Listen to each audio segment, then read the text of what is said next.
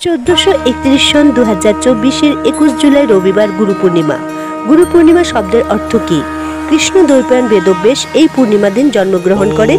এই দিন মহর্ষি বেদব্যাস 4 বেদ রচনা করেন। সকলে তাকে গুরু স্বরূপ মান্যতা দেন, তাই এই পূর্ণিমাকে গুরু পূর্ণিমা বলা হয়।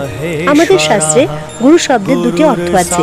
গুরু শব্দের অর্থ হলো অন্ধকার, রু শব্দের মানে হলো জ্যোতি, অর্থাৎ জীবন পথে চলার জন্য যিনি অন্ধকার দূর করে দেন তাকেই গুরু বলা হয়।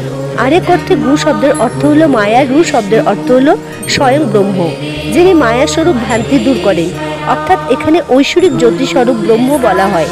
যে ব্যক্তির আত্মা হতে অপর আত্মায় শক্তি সঞ্চারিত হয় তাকে গুরু বলে, এবং যে ব্যক্তির আত্মায় শক্তি সঞ্চারিত হয় তাকে শিষ্য বলে।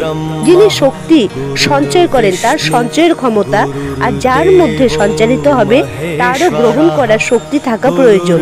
মন্ত্রের মধ্যে দিয়ে শক্তি যায়, গুরুর শক্তি শিষ্যে যায়, শিষ্যের শক্তি গুরুতে আসে। গুরুর দেওয়া মন্ত্র দ্বারা দেহ শুদ্ধি হয়।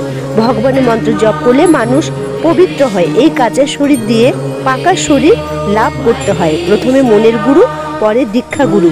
গুরু যেমন হন তার প্রতি ভক্তি থাকা যায়, ভক্তিতে মুক্তি। আসন্ন গুরু পূর্ণিমাতে সবাই খুব সুন্দরভাবে দিনটি পালন করুন। শুভেচ্ছা রইল।